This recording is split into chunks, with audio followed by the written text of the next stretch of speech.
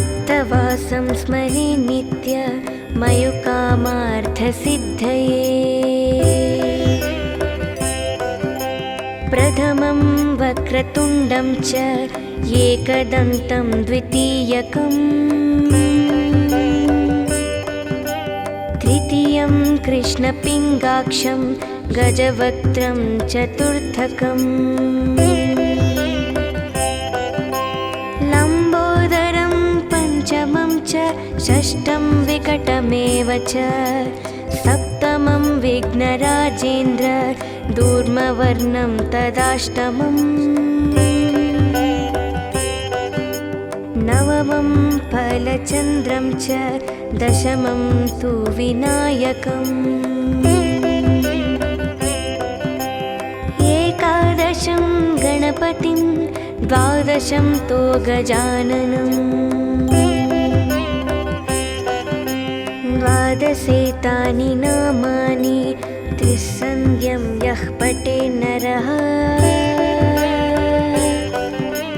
नाच विघ्नभयं तस्य सर्वसिद्धिकरं ध्रुवम्। विद्यार्थी लभते विद्यां, धनार्थी लभते धनं, पुत्रार्थी लभते पुत्रं, मोक्षार्थी लभते गतिम्। जपेत् गणपतिस्तोत्रं शतभिर्मासे वित्फलं लभेत्, संवत्सरेण सिद्धिं च लभते नत्र संशयः। अष्टनं ब्राह्मणं च लिखित्वा यः समर्पयेत्, तस्य विद्या भवेत् सर्वा गणेशाय प्रसादतः।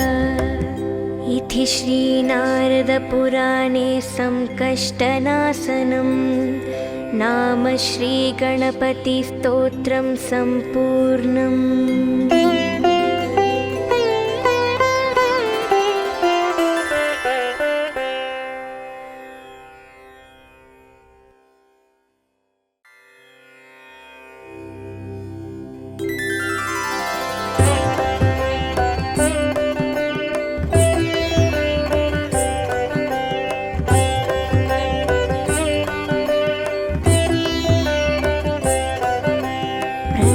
शिरसा देवं गौरीपुत्रं विनायकम्, भक्तवासं स्मरे नित्य मयुकामार्थसिद्धये। प्रथमं वक्रतुण्डं च एकदन्तं द्वितीयकम्, तृतीयं कृष्णपिङ्गाक्षं गजवक्त्रं चतुर्थकम्, लम्बोदरं पञ्चमं च षष्ठं विकटमेव च, सप्तमं विघ्नराजेन्द्र दूर्मवर्णं तदाष्टमम्, नवमं फलचन्द्रं च दशमं तु विनायकम्, एकादशं गणपतिं द्वादशं तो गजाननम्, द्वादशेतानि नामानि त्रिसन्ध्यं यः पठे नरः, नाच विघ्नभयं तस्य सर्वसिद्धिकरं ध्रुवम्। विद्यार्थी लभते विद्यां, धनार्थी लभते धनं, पुत्रार्थी लभते पुत्रं, मोक्षार्थी लभते गतिम्। जपेत् गणपतिस्तोत्रं शतभिर्मासे वित्फलं लभेत्, संवत्सरेण सिद्धिं च लभते नत्र संशयः। अष्टनं ब्राह्मणं च लिखित्वा यः समर्पयेत्, तस्य विद्या भवेत् गणेशाय प्रसादतः। इति श्रीनारदपुराणे संकष्टनाशनं नाम श्रीगणपतिस्तोत्रं सम्पूर्णम्।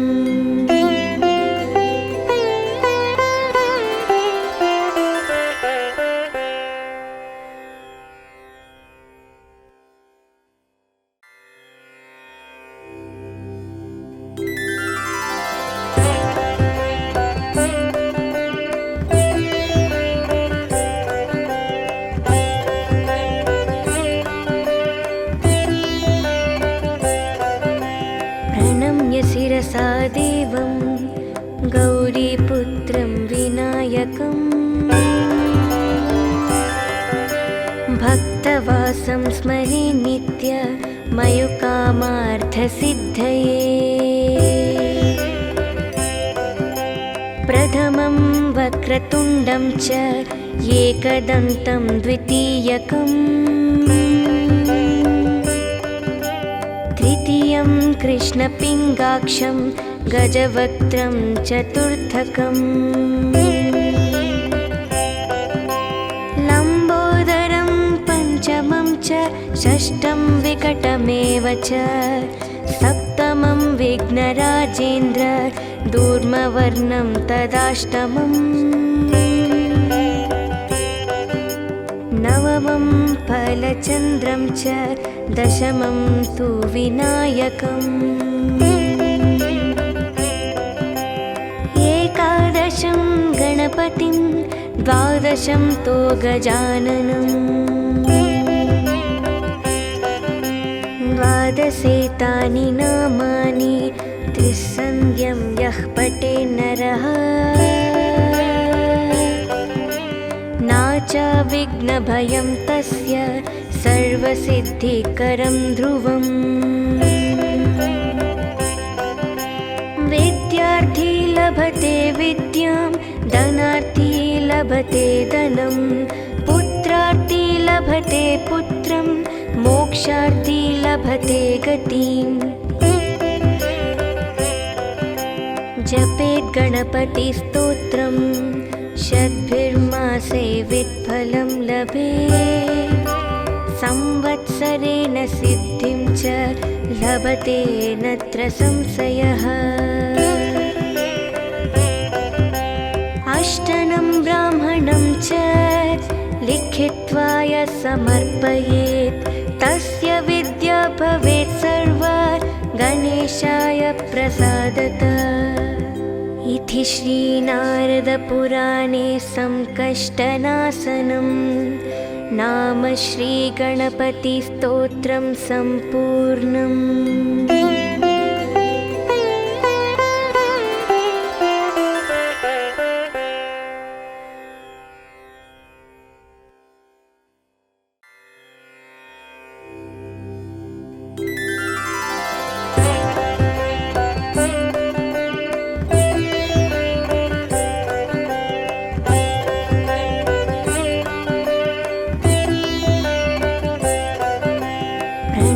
शिरसा देवं गौरीपुत्रं विनायकम्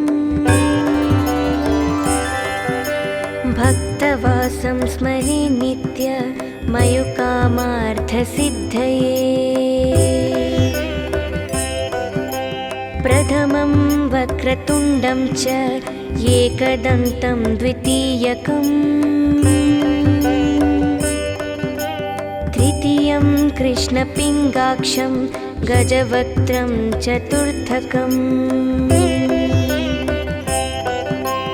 लम्बोदरं पञ्चमं च षष्ठं विकटमेव च सप्तमं विघ्नराजेन्द्र दूर्मवर्णं तदाष्टमम् नवमं फलचन्द्रं च दशमं तु विनायकम् एकादशं गणपतिं द्वादशं तो गजाननम् द्वादशेतानि नामानि त्रिसन्ध्यं यः पठे नरः च विघ्नभयं तस्य सर्वसिद्धिकरं ध्रुवम् विद्यार्थी लभते विद्यां धनार्थी लभते धनं पुत्रार्थी लभते पुत्रं मोक्षार्थी लभते गतिम् जपेत् गणपतिस्तोत्रं शतभिर्मासे वित्फलं लभेत् संवत्सरेण सिद्धिं च लभते नत्र संशयः अष्टनं ब्राह्मणं च लिखित्वा यः समर्पयेत् तस्य विद्या भवेत् सर्वा गणेशाय प्रसादतः इति श्रीनारदपुराणे संकष्टनाशनं नाम श्रीगणपतिस्तोत्रं सम्पूर्णम्।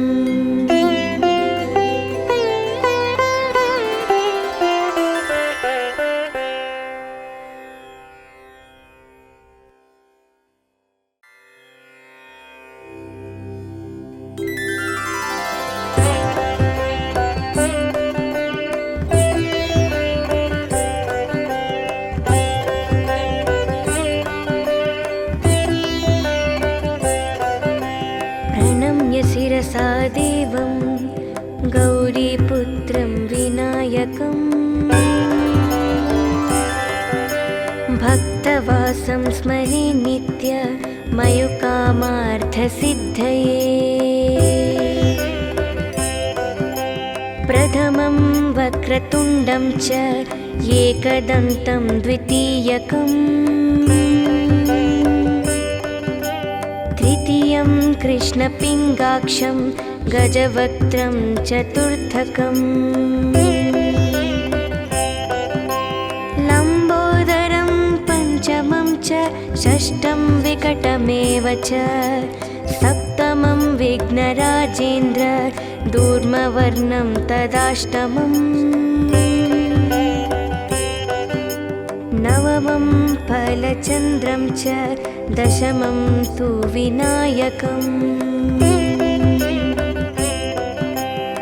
एकादशं गणपतिं द्वादशं तो गजाननम् द्वादशेतानि नामानि त्रिसन्ध्यं यः पठेत् नरः च विघ्नभयं तस्य सर्वसिद्धिकरं ध्रुवम्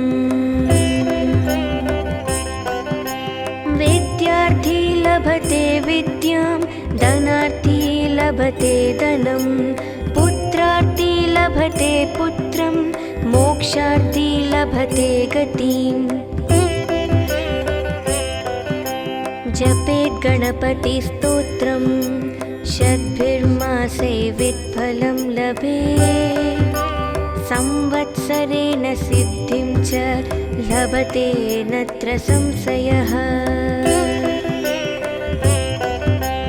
अष्टनं ब्राह्मणं च लिखित्वा यः समर्पयेत् तस्य विद्या भवेत् सर्वा गणेशाय प्रसादतः इति श्रीनारदपुराणे संकष्टनाशनं नाम श्रीगणपतिस्तोत्रं सम्पूर्णम्।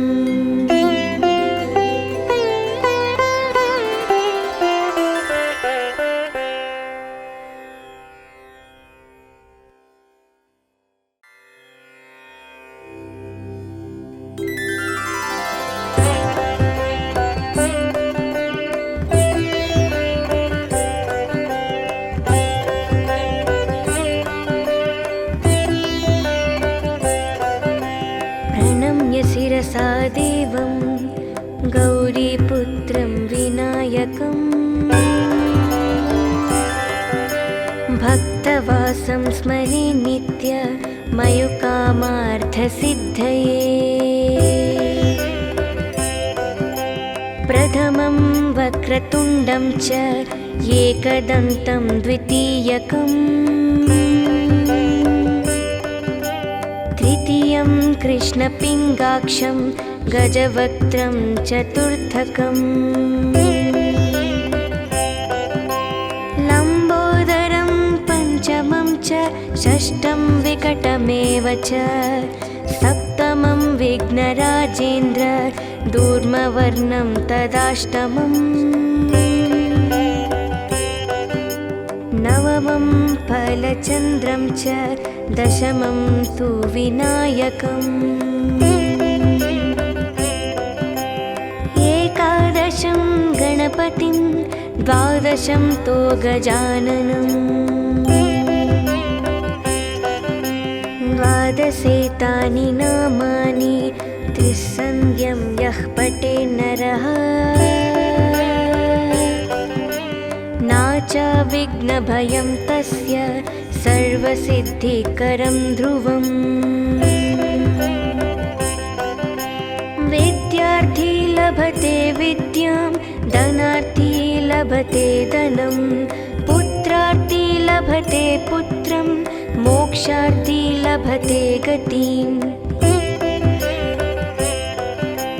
जपेत् गणपतिस्तोत्रम् शतभिर्मासे वित्फलं लभेत् संवत्सरेण सिद्धिं च लभते नत्र संशयः अष्टनं ब्राह्मणं च लिखित्वा यः समर्पयेत् तस्य विद्या भवेत् सर्वा गणेशाय प्रसादतः इति श्रीनारदपुराणे संकष्टनाशनं नाम श्रीगणपतिस्तोत्रं सम्पूर्णम्।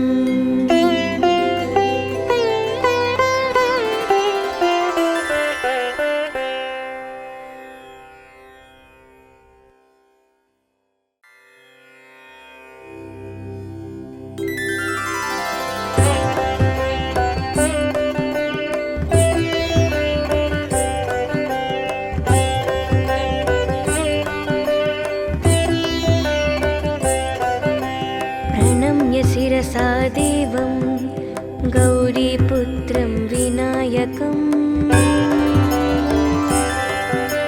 भक्तवासं स्मरे नित्य मयुकामार्थसिद्धये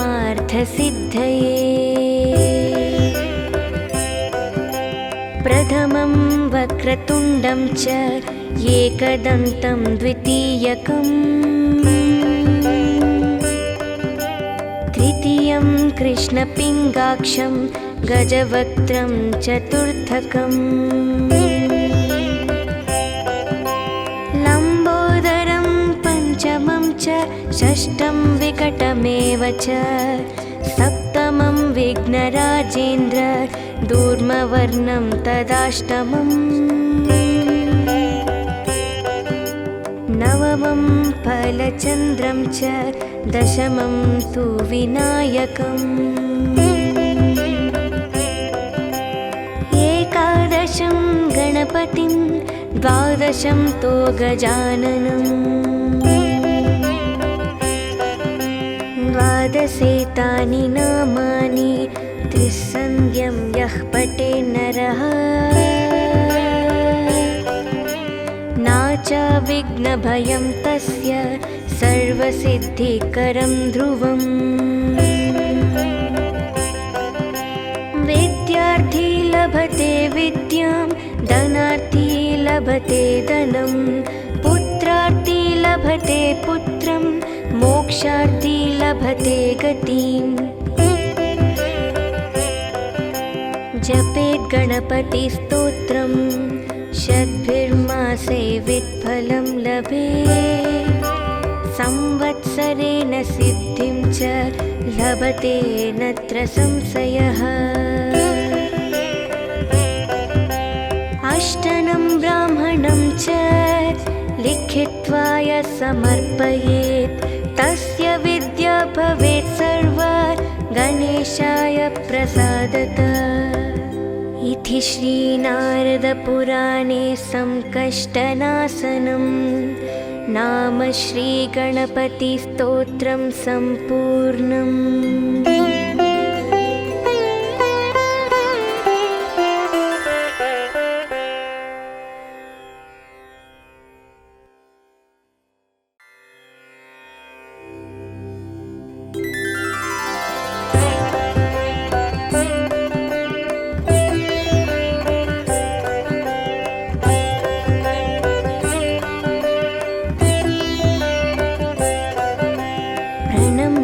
प्रसादेवं गौरीपुत्रं विनायकम् भक्तवासं स्मरे नित्य मयुकामार्थसिद्धये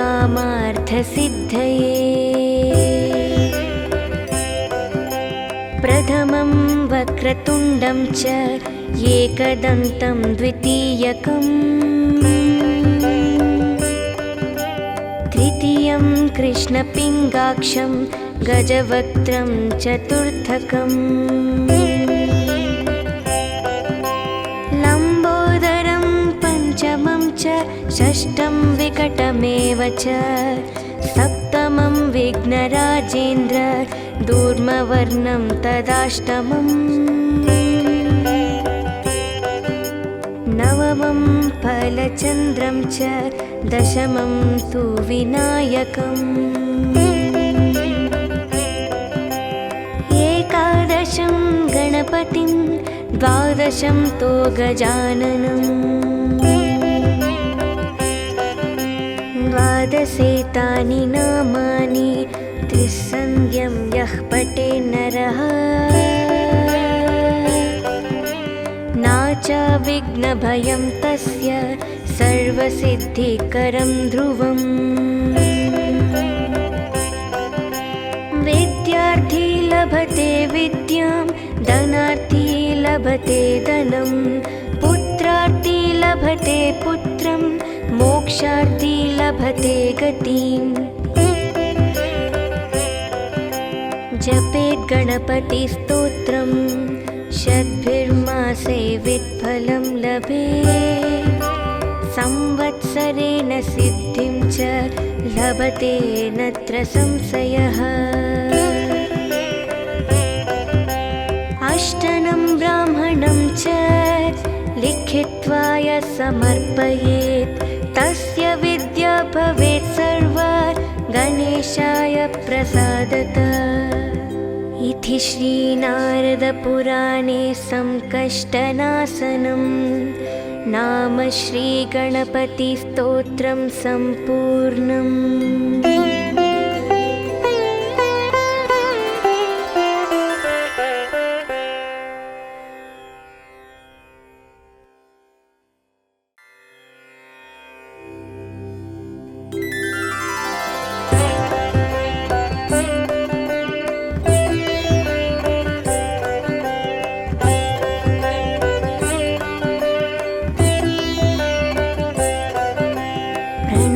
शिरसा देवं गौरीपुत्रं विनायकम्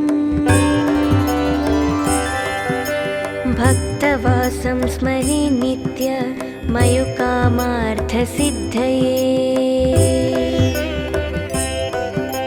प्रथमं वक्रतुण्डं च एकदन्तं द्वितीयकम् तृतीयं कृष्णपिङ्गाक्षं गजवक्त्रं चतुर्थकम् लम्बोदरं पञ्चमं च षष्ठं विकटमेव च सप्तमं विघ्नराजेन्द्र दूर्मवर्णं तदाष्टमम् नवमं फलचन्द्रं च दशमं तु विनायकम् एकादशं गणपतिं द्वादशं तो गजाननम् द्वादशेतानि नामानि त्रिसन्ध्यं यः पठे नरः नाच विघ्नभयं तस्य सर्वसिद्धिकरं ध्रुवम् विद्यार्थी लभते विद्यां धनार्थी लभते धनं पुत्रार्थी लभते पुत्रं मोक्षार्थी लभते गतिम् जपेत् गणपतिस्तोत्रं शतभिर्मासे वित्फलं लभेत् संवत्सरेण सिद्धिं च लभते नत्र संशयः अष्टनं ब्राह्मणं च लिखित्वा यः समर्पयेत् तस्य विद्या भवेत् सर्वा गणेशाय प्रसादतः। इति श्रीनारदपुराणे संकष्टनाशनं नाम श्रीगणपतिस्तोत्रं सम्पूर्णम्।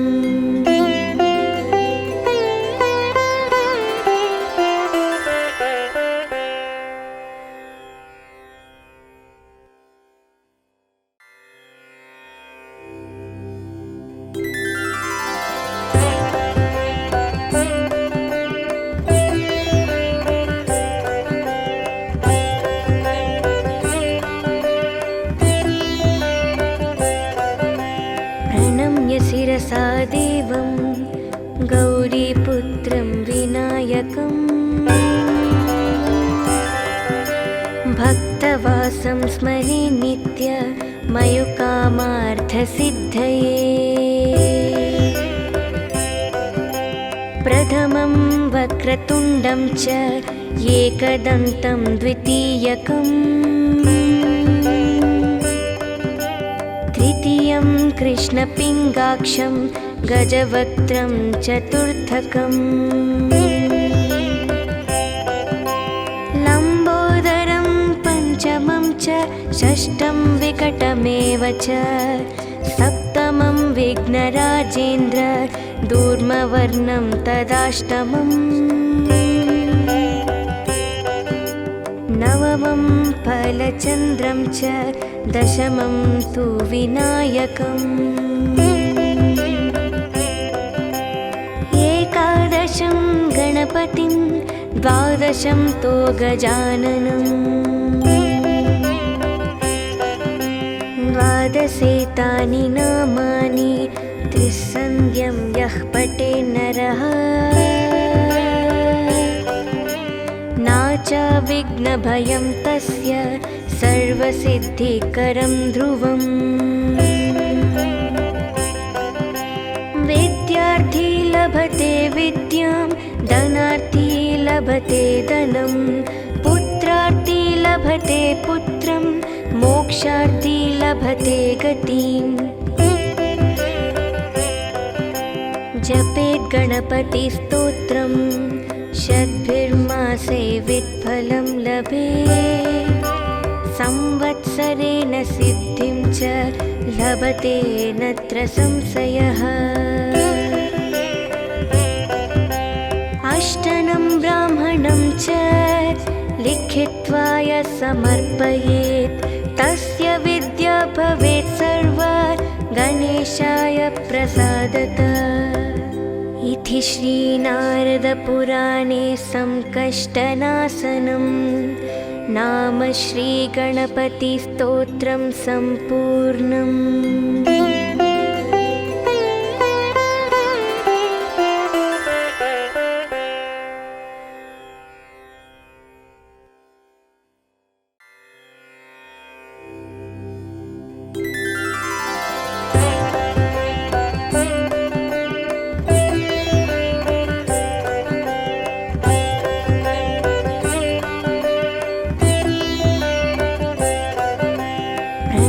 शिरसा देवं गौरीपुत्रं विनायकं भक्तवासं स्मरे नित्य मयुकामार्थसिद्धये। प्रथमं वक्रतुण्डं च एकदन्तं द्वितीयकम् तृतीयं कृष्णपिङ्गाक्षं गजवक्त्रं चतुर्थकम् लम्बोदरं पञ्चमं च षष्ठं विकटमेव च सप्तमं विघ्नराजेन्द्र दूर्मवर्णं तदाष्टमम् नवमं फलचन्द्रं च दशमं तु विनायकम् एकादशं गणपतिं द्वादशं तो गजाननम् द्वादशेतानि नामानि त्रिसन्ध्यं यः पठे नरः नाचाविघ्नभयं तस्य सर्वसिद्धिकरं ध्रुवम् विद्यार्थी लभते विद्यां धनार्थी लभते धनं पुत्रार्थी लभते पुत्रं मोक्षार्थी लभते गतिम् जपेत् गणपतिस्तोत्रं शतभिर्मासे वित्फलं लभेत् संवत्सरेण सिद्धिं च लभते नत्र संशयः अष्टनं ब्राह्मणं च लिखित्वा यः समर्पयेत् तस्य विद्या भवेत् सर्वा गणेशाय प्रसादतः इति श्रीनारदपुराणे संकष्टनाशनं नाम श्रीगणपतिस्तोत्रं सम्पूर्णम्।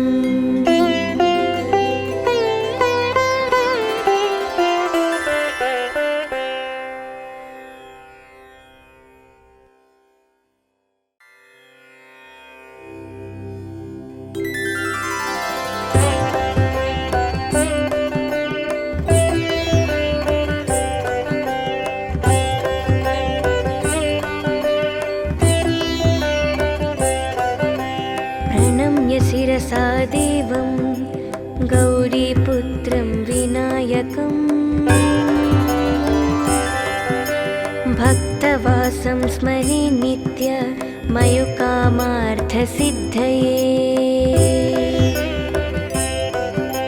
प्रथमं वक्रतुण्डं च एकदन्तं द्वितीयकम् तृतीयं कृष्णपिङ्गाक्षं गजवक्त्रं चतुर्थकम् लम्बोदरं पञ्चमं च षष्ठं विकटमेव च सप्तमं विघ्नराजेन्द्र दूर्मवर्णं तदाष्टमम् नवमं फलचन्द्रं च दशमं तु विनायकम्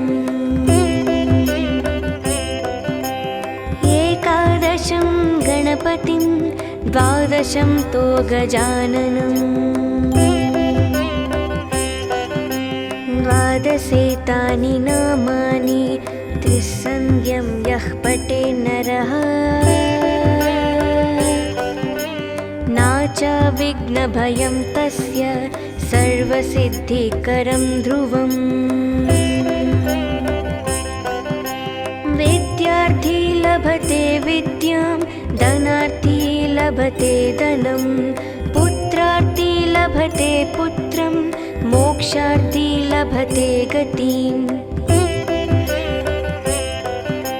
जपेत् गणपतिस्तोत्रं शतभिर्मासे वित्फलं लभेत् संवत्सरेण सिद्धिं च लभते नत्र संशयः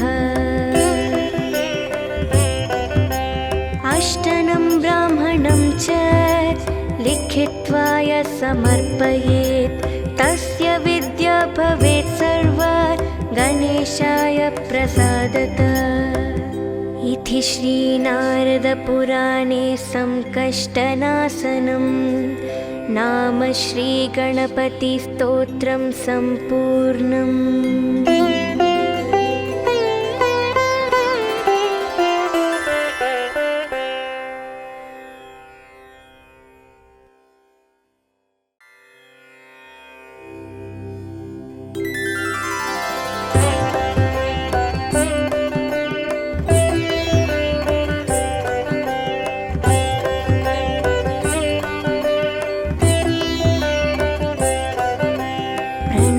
शिरसा देवं गौरीपुत्रं विनायकं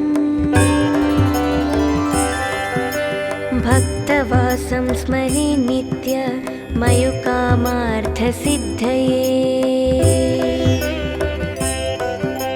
प्रथमं वक्रतुण्डं च एकदन्तं द्वितीयकम् तृतीयं कृष्णपिङ्गाक्षं गजवक्त्रं चतुर्थकम् लम्बोदरं पञ्चमं च षष्ठं विकटमेव च सप्तमं विघ्नराजेन्द्र दूर्मवर्णं तदाष्टमम् नवमं फलचन्द्रं च दशमं तु विनायकम् एकादशं गणपतिं द्वादशं तो गजाननम् द्वादशेतानि नामानि त्रिसन्ध्यं यः पठे नरः नाचा विघ्नभयं तस्य सर्वसिद्धिकरं ध्रुवम् विद्यार्थी लभते विद्यां धनार्थी लभते धनं पुत्रार्थी लभते पुत्रं मोक्षार्थी लभते गतिम्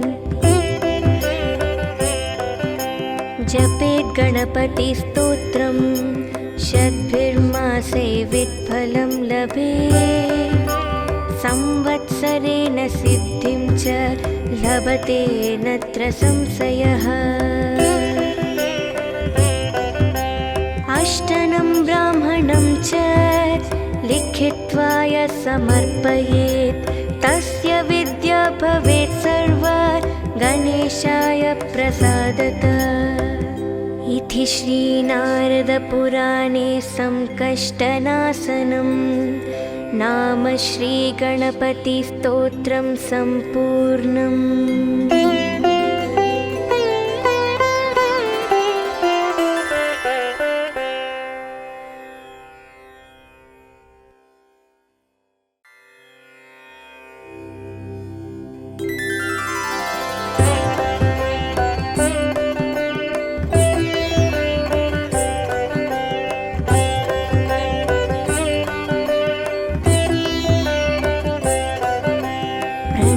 शिरसा देवं गौरीपुत्रं विनायकम्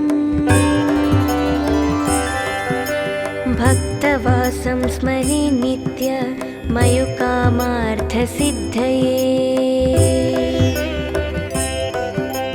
प्रथमं वक्रतुण्डं च एकदन्तं द्वितीयकम् तृतीयं कृष्णपिङ्गाक्षं गजवक्त्रं चतुर्थकम् लम्बोदरं पञ्चमं च षष्ठं विकटमेव च सप्तमं विघ्नराजेन्द्र दूर्मवर्णं तदाष्टमम् नवमं फलचन्द्रं च दशमं तु विनायकम् एकादशं गणपतिं द्वादशं तो गजाननम् द्वादशेतानि नामानि त्रिसन्ध्यं यः पठे नरः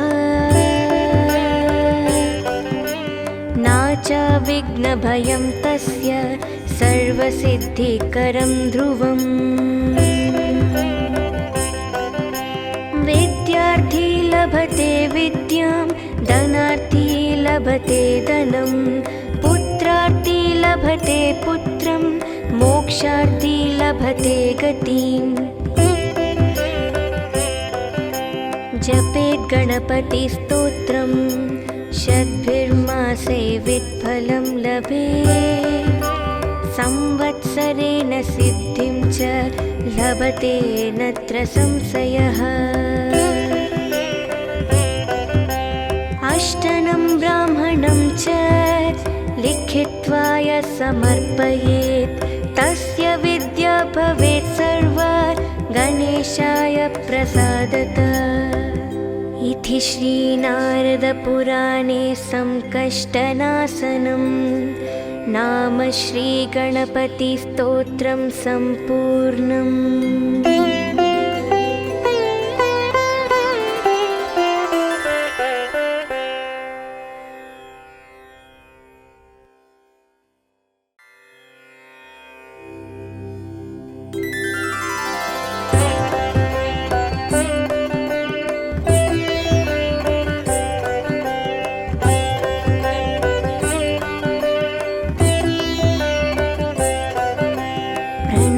शिरसा देवं गौरीपुत्रं विनायकं भक्तवासं स्मरे नित्य मयुकामार्थसिद्धये।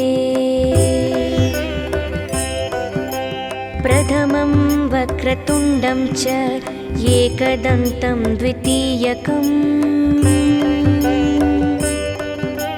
तृतीयं कृष्णपिङ्गाक्षं गजवक्त्रं चतुर्थकम्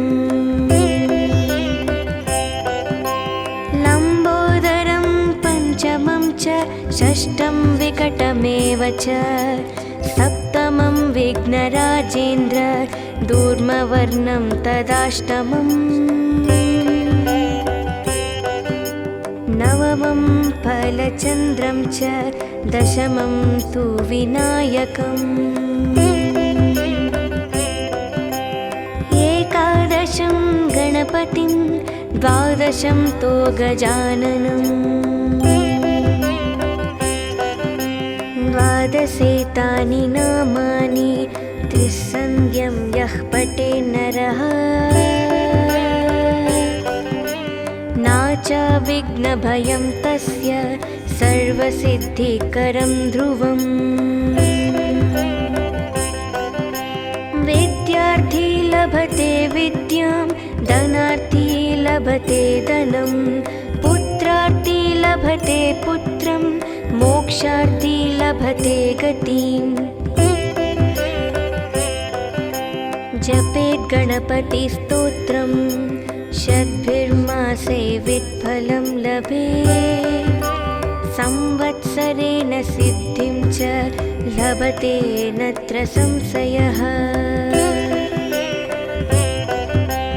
अष्टनं ब्राह्मणं च लिखित्वा यः समर्पयेत् तस्य विद्या भवेत् सर्वा गणेशाय प्रसादतः। इति श्रीनारदपुराणे संकष्टनाशनं नाम श्रीगणपतिस्तोत्रं सम्पूर्णम्।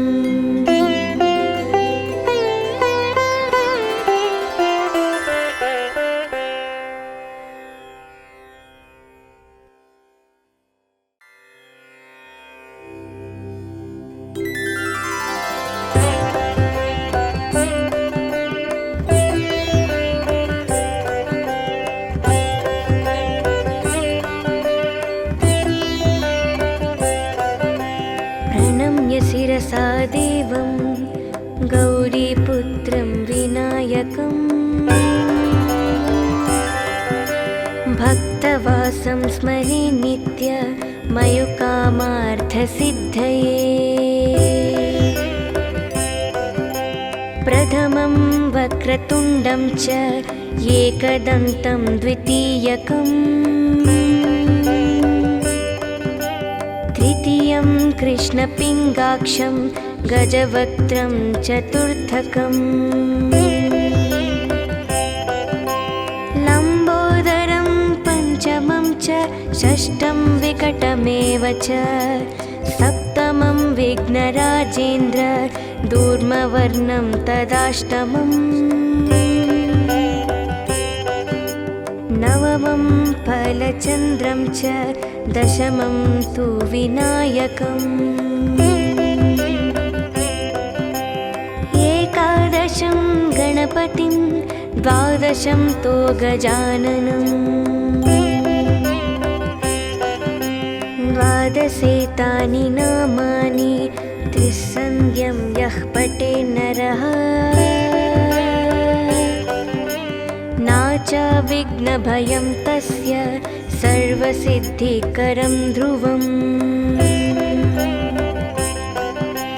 विद्यार्थी लभते विद्यां धनार्थी लभते धनं पुत्रार्थी लभते पुत्रं मोक्षार्थी लभते गतिम् जपेत् गणपतिस्तोत्रं शतभिर्मासे वित्फलं लभेत् संवत्सरेण सिद्धिं च लभते नत्र संशयः अष्टनं ब्राह्मणं च लिखित्वा यः समर्पयेत् तस्य विद्या भवेत् सर्वा गणेशाय प्रसादतः इति श्रीनारदपुराणे संकष्टनाशनं नाम श्रीगणपतिस्तोत्रं सम्पूर्णम्।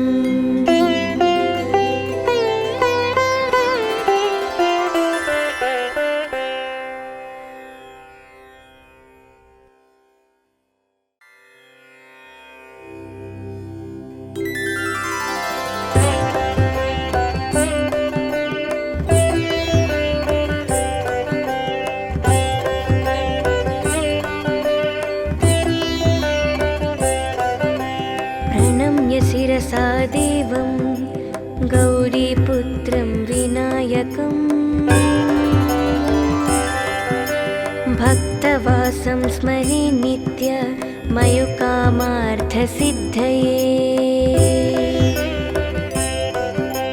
प्रथमं वक्रतुण्डं च एकदन्तं द्वितीयकम् तृतीयं कृष्णपिङ्गाक्षं गजवक्त्रं चतुर्थकम् लम्बोदरं पञ्चमं च षष्ठं विकटमेव च सप्तमं विघ्नराजेन्द्र दूर्मवर्णं तदाष्टमम्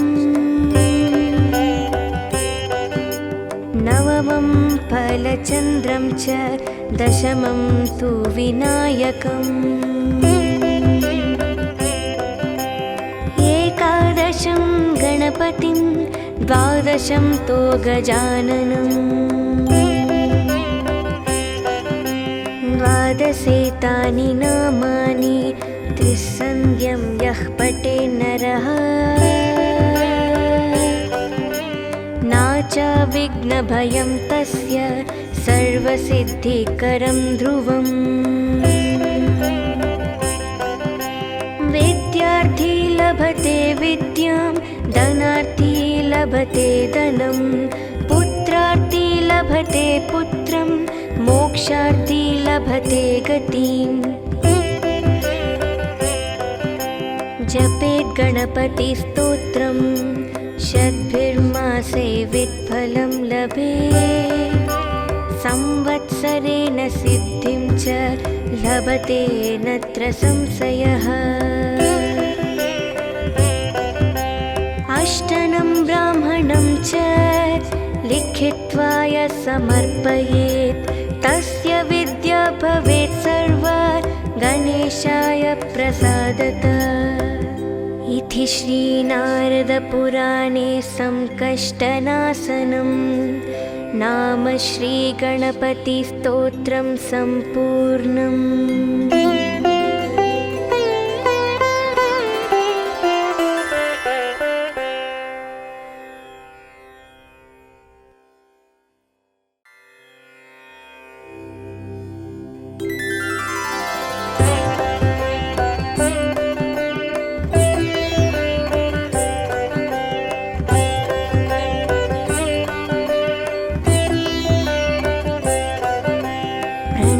शिरसा देवं गौरीपुत्रं विनायकं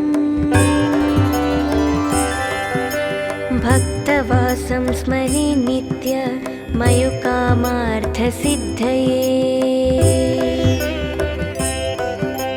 प्रथमं वक्रतुण्डं च एकदन्तं द्वितीयकम् तृतीयं कृष्णपिङ्गाक्षं गजवक्त्रं चतुर्थकम् लम्बोदरं पञ्चमं च षष्ठं विकटमेव च सप्तमं विघ्नराजेन्द्र दूर्मवर्णं तदाष्टमम् नवमं फलचन्द्रं च दशमं तु विनायकम् एकादशं गणपतिं द्वादशं तु गजाननम्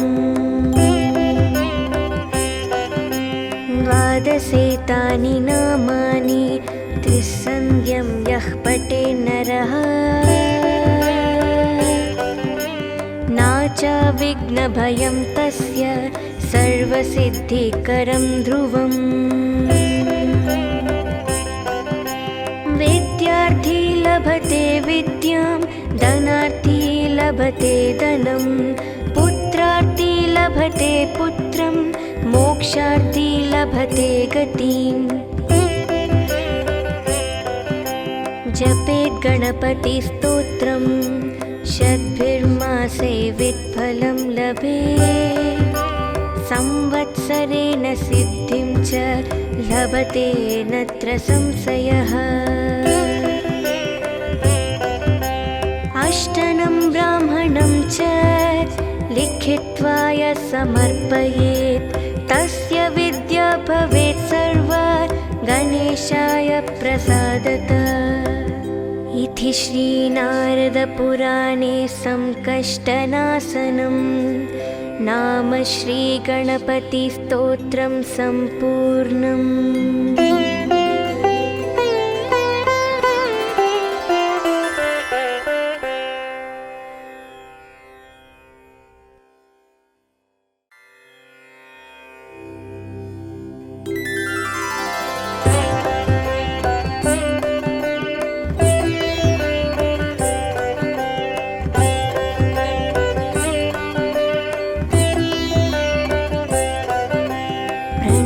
शिरसा देवं गौरीपुत्रं विनायकम् भक्तवासं स्मरे नित्य मयुकामार्थसिद्धये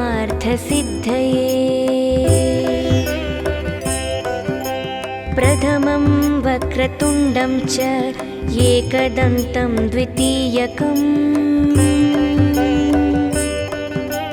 तृतीयं कृष्णपिङ्गाक्षं गजवक्त्रं चतुर्थकम् लम्बोदरं पञ्चमं च षष्ठं विकटमेव च सप्तमं विघ्नराजेन्द्र दूर्मवर्णं तदाष्टमम्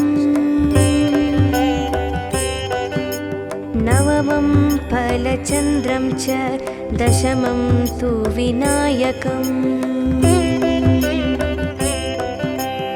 एकादशं गणपतिं द्वादशं तु गजाननम् द्वादशेतानि नामानि त्रिसन्ध्यं यः पठे नरः नाचा विघ्नभयं तस्य सर्वसिद्धिकरं ध्रुवम् विद्यार्थी लभते विद्यां धनार्थी लभते धनं पुत्रार्थी लभते पुत्रं मोक्षार्थी लभते गतिम् जपेत् गणपतिस्तोत्रम् शतभिर्मासे वित्फलं लभेत् संवत्सरेण सिद्धिं च लभते नत्र संशयः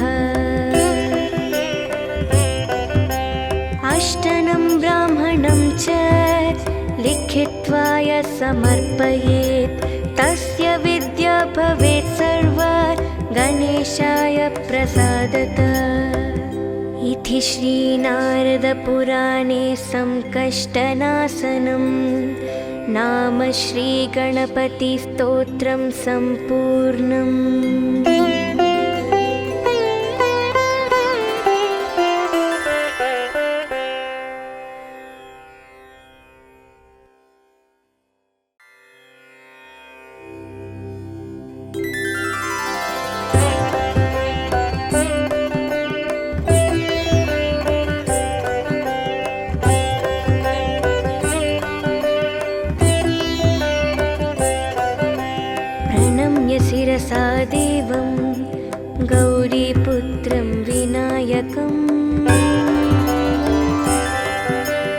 भक्तवासं स्मरे नित्य मयुकामार्थसिद्धये। प्रथमं वक्रतुण्डं च एकदन्तं द्वितीयकम्, तृतीयं कृष्णपिङ्गाक्षं गजवक्त्रं चतुर्थकम्, लम्बोदरं पञ्चमं च षष्ठं विकटमेव च, सप्तमं विघ्नराजेन्द्र दूर्मवर्णं तदाष्टमम्, नवमं फलचन्द्रं च दशमं तु विनायकम्, एकादशं गणपतिं द्वादशं तु गजाननम्, द्वादशेतानि नामानि त्रिसन्ध्यं यः पठे नरः, नाचा विघ्नभयं तस्य सर्वसिद्धिकरं ध्रुवम्। विद्यार्थी लभते विद्यां, धनार्थी लभते धनं, पुत्रार्थी लभते पुत्रं, मोक्षार्थी लभते गतिम्। जपेत् गणपतिस्तोत्रं शतभिर्मासे वित्फलं लभेत्, संवत्सरेण सिद्धिं च लभते नत्र संशयः। अष्टनं ब्राह्मणं च लिखित्वा यः समर्पयेत्, तस्य विद्या भवेत् सर्वा गणेशाय प्रसादतः। इति श्रीनारदपुराणे संकष्टनाशनं नाम श्रीगणपतिस्तोत्रं सम्पूर्णम्।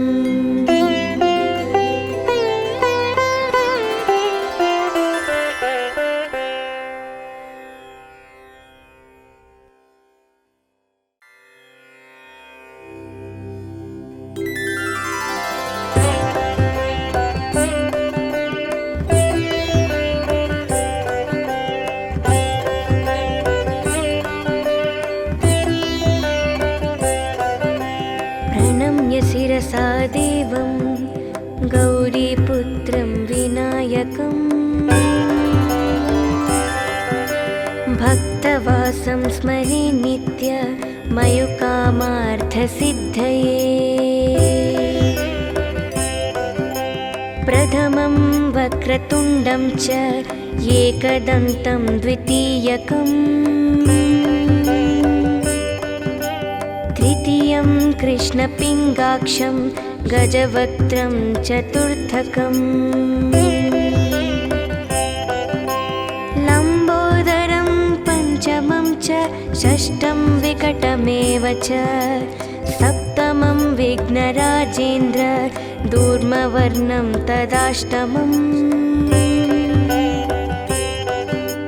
नवमं फलचन्द्रं च दशमं तु विनायकम्, एकादशं गणपतिं द्वादशं तु गजाननम्, द्वादशेतानि नामानि त्रिसन्ध्यं यः पठे नरः,